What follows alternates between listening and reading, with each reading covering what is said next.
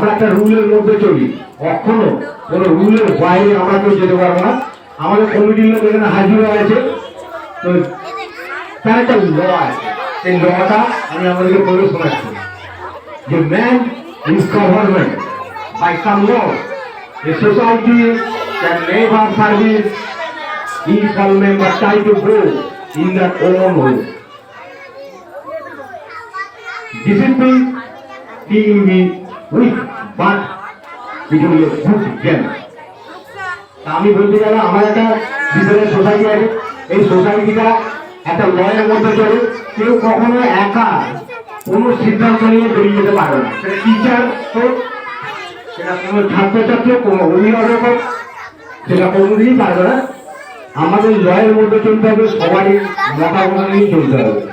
কেউ কোনো বিদ্যালয়ের বিশৃঙ্খলা এবং কোনো রকম প্রয়োজনমূলক কাজ কিন্তু করতে পারবে না, সেদিকে সাবধান হতে হবে। আজকে যারা অভিভাবিকারা এখানে উপস্থিত আছেন, ওনাদেরকে আমি আন্তরিক ধন্যবাদ জানাই। আমরা কিন্তু এই ছাত্রছাত্রীর প্রেজেন্ট করে নেবো, প্রেজেন্ট করে নেওয়ার পর এইগুলো কিন্তু আমি আইডি কার্ড যখন দিচ্ছি, জানবেন এদের নাম্বারিং হবে। আমাদের এই ভ্যারাইটি অ্যাক্টিভিটিস আছে, নাচ গান আঁকা কবিতা বলা, কিন্তু যারা আসছে না, যারা অবজ্ঞা করছে, তাদের কিন্তু সেখানে নাম্বারিং এর জন্য কিন্তু নেগেটিভ হবে।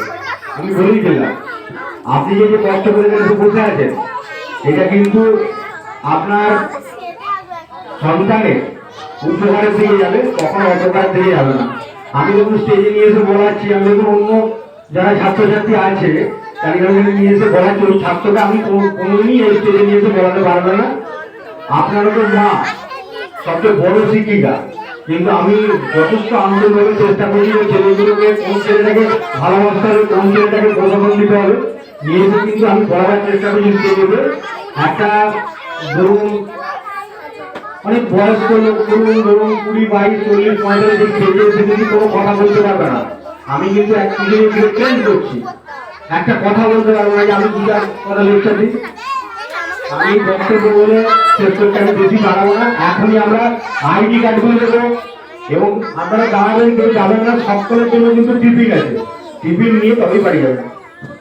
Thank you.